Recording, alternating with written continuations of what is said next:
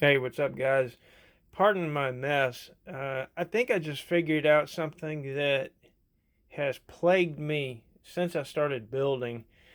Occasionally, what'll happen is when you're adjusting the solenoid, it will not line up. And when you tighten down the collet, it will want to hit high on the valve, and in some cases, even bounce off of the valve seat.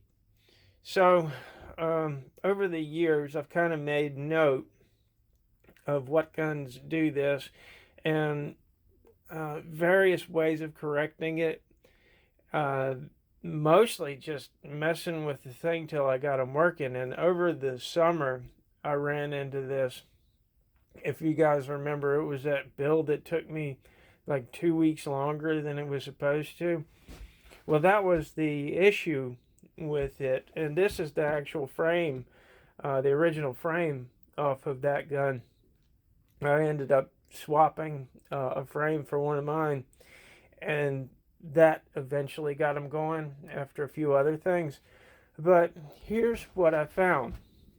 This is going to be kind of hard to see because of the crappy lighting in here, but it's hitting high, and it was hitting a lot higher than this, like hitting the inside the valve seat high when I went to tighten the solenoid down. Um, yeah, it's hard for you to get an idea from looking at the camera, but it is high. Now this will most likely work for what we do. 4 or 5K. Uh, I would imagine certainly 4K, maybe not 5K. So it was worse than this. What I did was I removed the solenoid and I ran a die over the threads that go in that collet, and that actually improved things quite a bit. At least we're in the ballpark now. Now, I've done this before for, if you saw the video the other day of me, um, really fine tuning a solenoid. That one had that that shaft that had the bend on it. So I ran it through a die to get the threads to be a little bit more uniform and thread in there easier. So, and in the past, some of these are shorter than others. I've had to do that to get the solenoid closer up to the frame, but I'd never considered, it's a possible correction for this issue. And so I found this out yesterday, and I also wanted to go in and take the collet out and run a tap through it. So I just tried that, and the cutters on the tap don't even touch the threads on the collet. It's just too loose to actually move any material. So that got me thinking, well, let me see if I can find another collet. Because in the past, when I've done that, the collet grabbed the tap very snugly. And, it's the total opposite case with this one. It does hold it firmly, so I'm pretty sure that we're not bottoming out on the adjustment. No, I can see that gap up there at the top. But anyway, yeah, I ran across the other frame looking for a collet, and it had the exact same issue, and you can see the part numbers. I mean, these things were most likely run the same day. So if you have an '08 and you're trying to, hop it up to 4 or 5K, and it's around this serial number, you might have, there's a good chance you're going to have an issue, because I've had this issue with a lot of the '08s. So I figured, well, I'll just get the collet out of here. And I'm like, well, that one had the exact same issue, and I've already cut the back of this collet off. So I've got another one in this Bumblebee frame. I'm going to take that out and see. So this is the one out of the Bumblebee, and this is the one in this gun. And visually the only difference I can see is in the finish, and it's loose, just like this one when I try to run the tap through it. Now that makes me think that maybe I'm mistaken, that when I ran taps through these before they weren't tight. I could swear they were though. But what it could also be is the reason this was in my spare parts is because it gave me problems before. But we're going to go ahead and put it in and see if the alignment magically gets any better. Well, what do you know? Once I found the right tap size and ran it through the collet, that made it damn near perfect. I can't really press the back of it right now to show you, but you can see how it would hit dead center.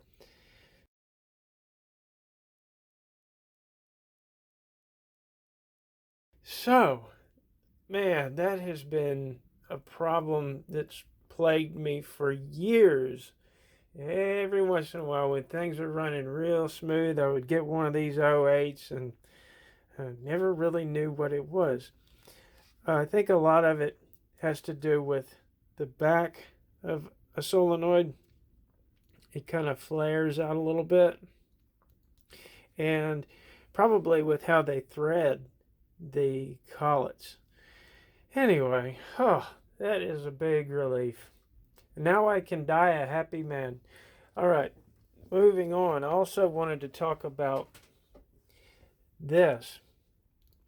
Now, if you go on like Amazon and find these and look at the reviews, you'll find some weird stuff. And one of our guys tried out one of these a while back, and he said it was really hard to use it with anything over 1200 psi. And since I've been using the black one I've got on my digital camo gun, I haven't had any issues with it. I love it.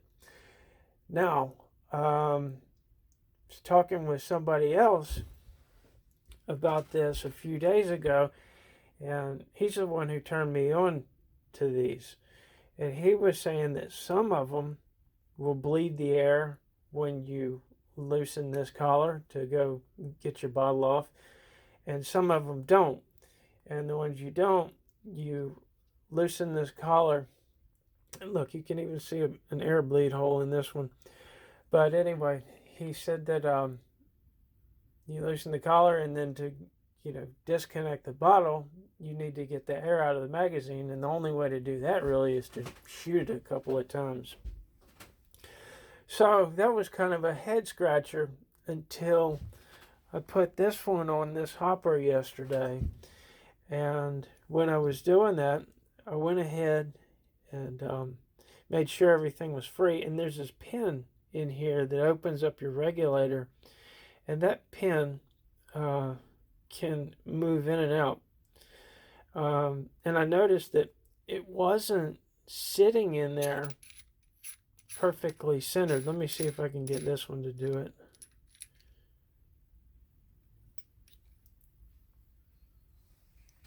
See how it's kind of off to the side? All right, I'll show you why that is. Let me get both hands for a second. Okay, you can pull the pin out. Pretty sure it's just aluminum. Yeah, is it? It's slightly magnetic. It feels a little harder than aluminum. Not really sure what it is. But anyway, as you can see, it has stepped down. Now, when I was installing the black one on my gun, that pin was stuck. So I had to get it out. And I got it out, and I noticed it's not stepped down. It's just flat all the way. And what's going on here is this rides in a seal in there. The larger diameter rides in a seal in that center hole behind that plate. So as you loosen this up, the seal drops over to the smaller outer diameter and allows air to come out of that hole. So if you had a straight pin, it would not allow the seal to unseat from that larger outer diameter.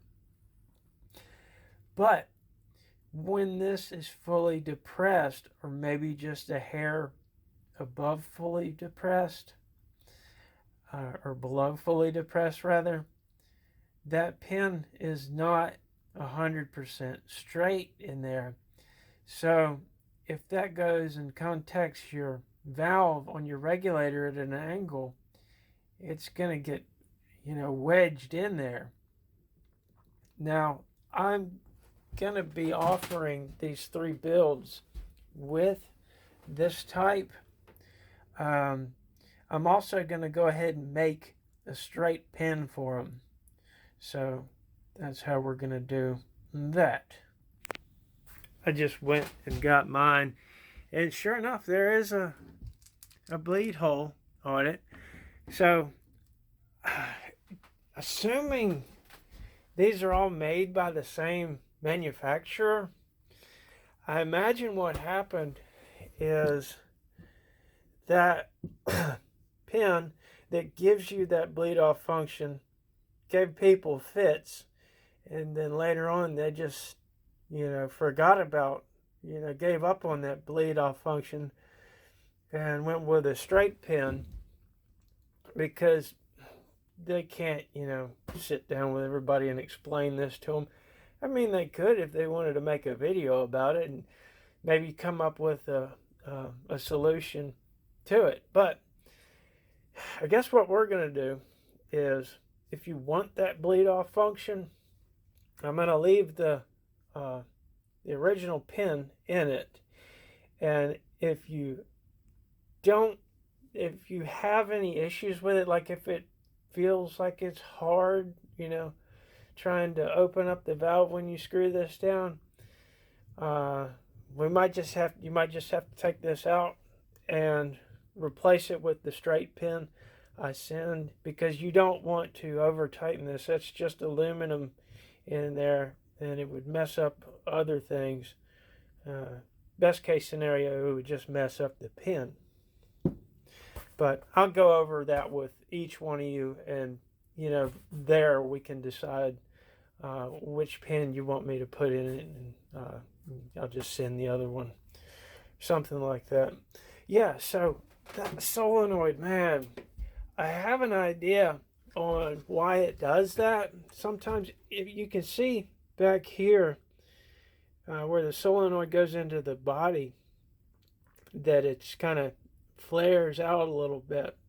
And these necks on these solenoids, there's like 3 different lengths. Some of them have to be all the way up to the frame to open the valve fully, and other ones, they're like this, and even some that are, I think, a little bit longer. But in the factory, I'm sure they just run a die down these, back it off, and they're done with it.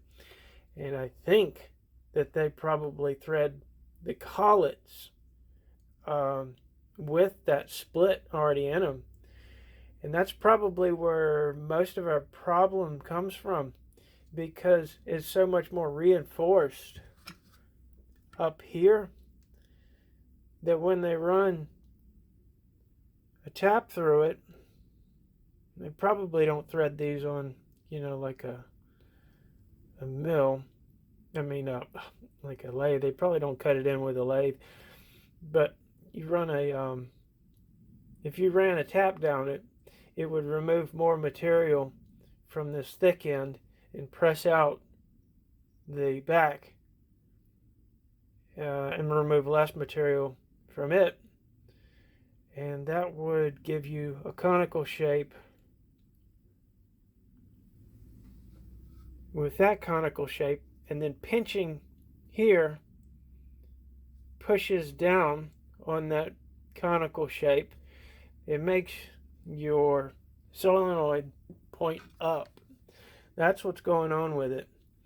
Whether or not that's the actual manufacturing process, I'm 99% sure that that's exactly what's going on.